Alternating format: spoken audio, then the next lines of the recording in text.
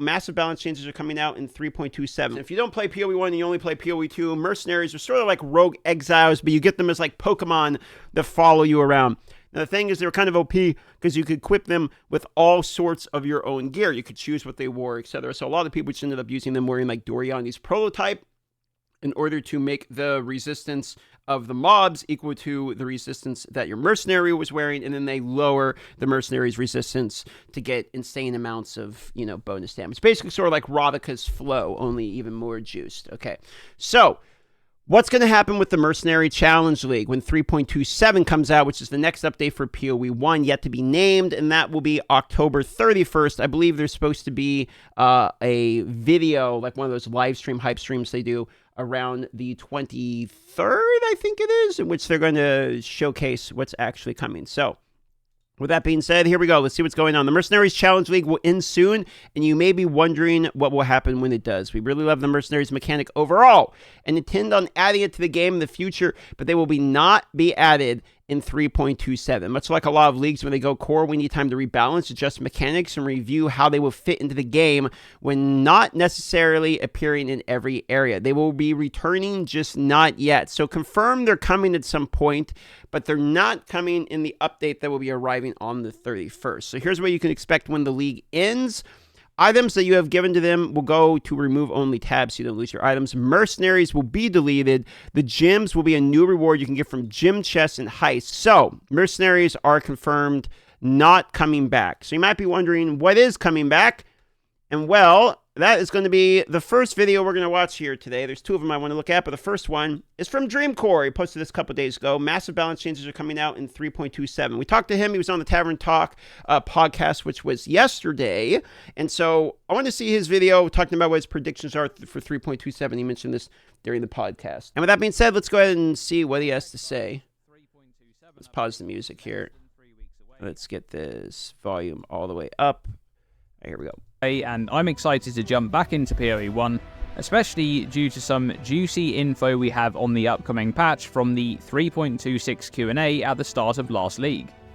We're expecting the league name reveal at some point this week, with the full livestream reveal confirmed to be on October 23rd, and the full launch on October 31st. It's an interesting time for Path of Exile, because 3.27 marks the return to regular cadence updates for PoE 1 after the nearly year-long gap prior to the launch of Secrets of the Atlas back in June. Now, GGG have said that they're sticking to a 4-month release cycle for both PoE 1 and PoE 2, and that they're planning around dates rather than content once again, and so far, so good. But what exactly can we expect from Path of Exile updates in this new format with a shared development cycle alongside PoE 2? And an important point is this is the first league release for PoE 1 that is on the new cycle. So there was an 11-month gap between Settlers of Kalagor and Secrets of the Atlas, and now the Secrets of the Atlas is sort of at its end. They've already set the 4-month cadence for each league, meaning you have PoE 1 league, 2 months later, you have the PoE 2 league. 2 months after that, you have the PoE 1 league, and then back and forth. And there's a 4-month difference from each of the leagues in their individual games. So we had the PoE 2 league here recently, and then we will be having the PoE 2 next league in December, for instance, but we'll have PoE 1 league in between them. So it's 4 months for each game, but it's actually a 2-month cycle if you're playing both of the games, to give you an idea. What exactly will 3.27 look like? Well, we actually have quite a lot of information in this regard from the Q&A with Jonathan, Mark, and Ziggy following the 3.26 reveal. 3.26 was the first Atlas expansion in a long while, but it was a very different Atlas expansion compared to those that came before it, with new content being added on top of existing endgame systems, rather than fully transforming the endgame Atlas progression like previous Atlas expansions have done. And this was deliberate, with game director Mark Roberts mentioning as much in the Q&A, because they wanted a level of familiarity for players returning to the game after such a long break, which makes sense.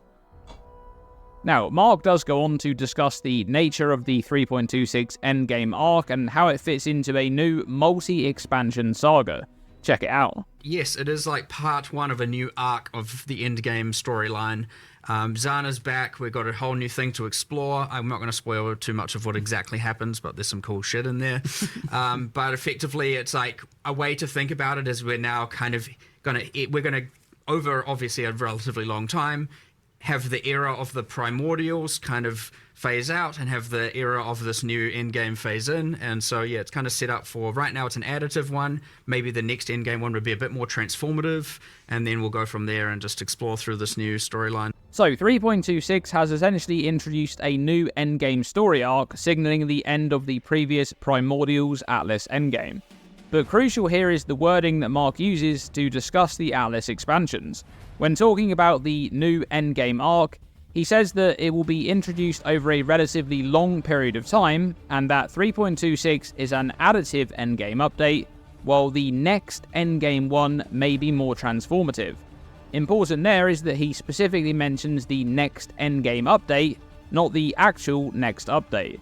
So we're very unlikely to be getting any new endgame Atlas progression changes to do with the new Zana arc in 3.27, though worth mentioning is that I do think it's quite likely that they'll add the new Uber Pinnacle boss versions of the incarnations in this upcoming patch. I would think so, because the bosses are really cool in design, but they're just kind of easy to kill. I thought they were honestly like one of the cooler bosses, but yeah, they did feel pretty easy to kill for sure. Like, I was a little bit surprised. However, there's even more information revealed in this Q&A, specifically in regards to the upcoming 3.27 League. Mark goes on to discuss their plans for future updates. Listen to this. I can tell you're excited for like the future of PoE 1, which is this is a good shift, I think. And you were saying you've even got like a good idea that for 3.26 that you really want to. 3.27, yes. Oh, sorry, yeah, next one. Next one. I do, yes. So like another thing with like this expansion, right, is like it's quite content heavy. When you do an in-game expansion in a league, it's a lot of content. Yeah. So like, you know, you have some things have to take priority, other things have to take less priority, and so like the character stuff where we've done, you know, a decent chunk of character balance and the new systems interact with all of that. You know, there's clearly ones like, I know Settlers had like just the Giga Melee rebalance and rework, and it changed like 1,000 systems in drastic ways and all of that. But again, I wanted this time more familiarity, and then 327, we're going to go just ballistic on the characters and do as much as we possibly can to like, you know, amp that up and, I don't know, maybe fully revamp wand builds and create a whole new thing there. And now we have to because I said that. But, you know. There it is. 3.27 will have a massive focus on character balance. That's going to be the main focus of the update, and I kind of hope it does, because it would be fun to see it get massively shaken up a bit. One of the most fun things for me was when they added those transfiguration gems, and we just kind of picked a random one, and no one really knew what they were going to do. I just happened to get lucky and picked a bugged one, and it was kind of OP when we did the Palpatine build. So I kind of want to do the same thing again. Just like, hey, whoa, they're rebalancing everything. Let's just pick something and see how good it is. Mark discusses here that they essentially prioritize content or character balance on a per update basis, and with 3.26 being a content-heavy patch, 3.27 will be focused around character changes. Now, this makes me very excited for the upcoming patch, because if there's one thing that I enjoy the most about a Path of Exile... I'm just sitting here watching the way he runs, like, dude... I didn't notice any of this shit until PoE 2 came out, and then it's just like, it's so hard graphically to look at anything else anymore, you know? It's like, I mean, he's running hilarious. Update.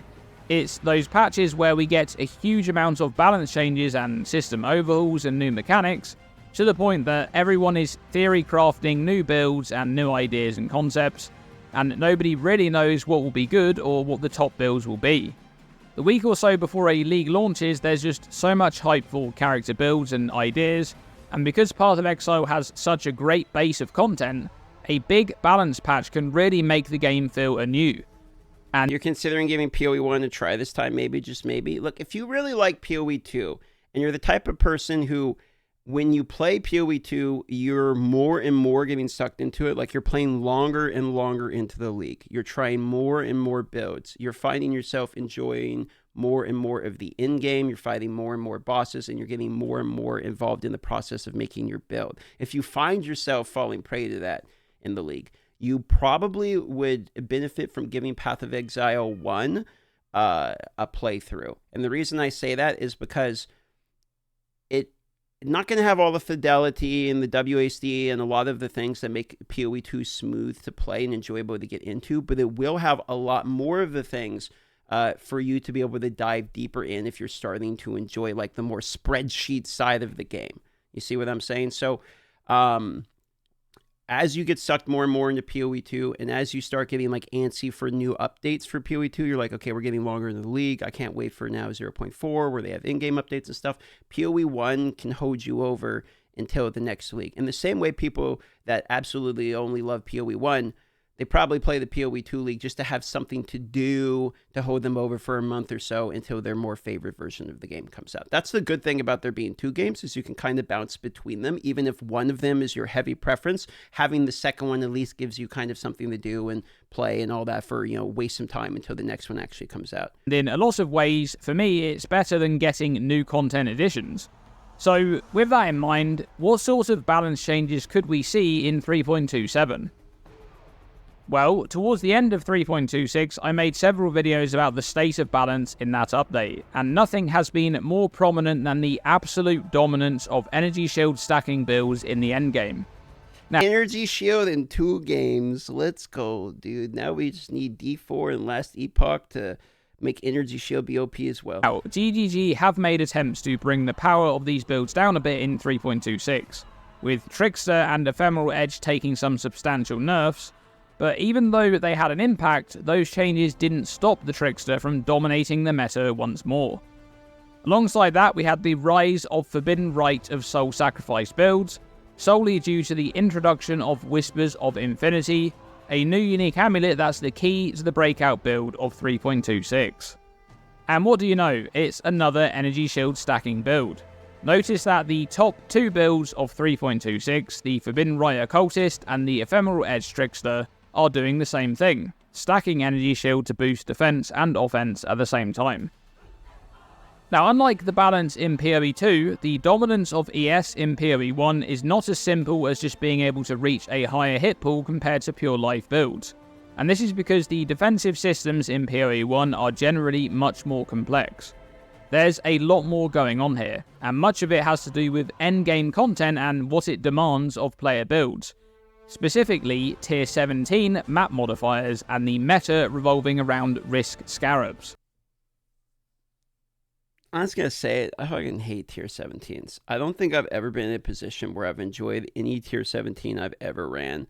I feel like no matter how good my build is, I just get fucking shit on, and absolutely it could be a skill issue. I mean, it is a skill issue, whatever. I don't care, though. Like, I actually just don't find it fun.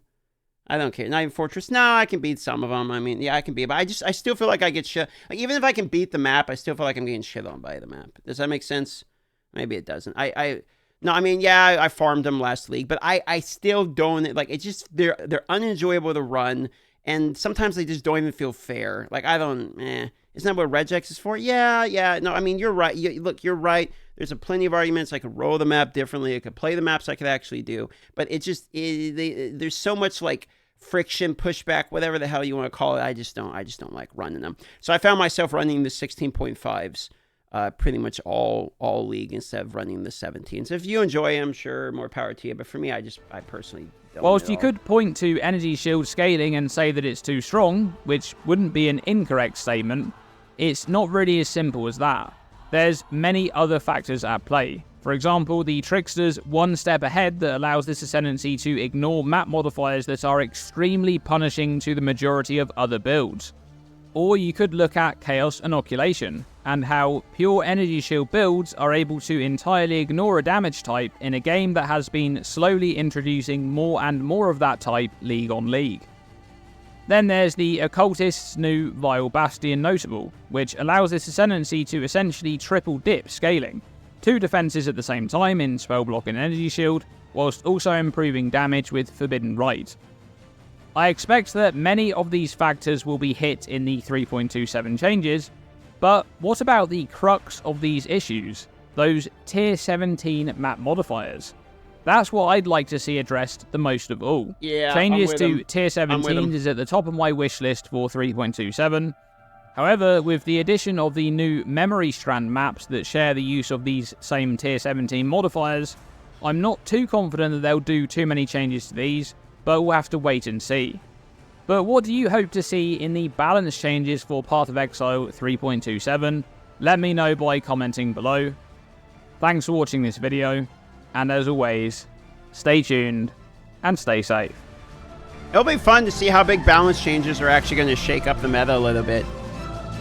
Last league was the first time that I actually played like a Furio Edge Trickster, and granted I didn't have an absolutely insane one or anything like that. It was my first time playing. I played Lily's version of Smite Trickster actually, and it was really, really enjoyable build. But I finally got to kind of peek my head in and see why that build is so popular. I mean, you have tons of damage, you're extremely tanky, so it made a lot of sense. But me myself personally, I like mana stacking, man. That I can't wait till that comes to PoE 2, man. Give me mana stacking. I loved the Vortex of Projection off Frostbolt. I found it on the leaderboard. From my understanding, I think Wago is the one who actually came up with the concept of it, I believe is what people were saying. So that actual build was probably the most enjoyable build I've played in PoE 1 in a long time. But yeah, I'm absolutely looking forward to the balance changes in 3.27. And hopefully the league mechanic is pretty good too. Though when we were talking to him, he was saying, you know, he doesn't think the league mechanic is going to be anything crazy. It's mostly going to be a balance patch. More than right. He's more than likely right about that. But anyway, good video by Dreamcore, as is tradition.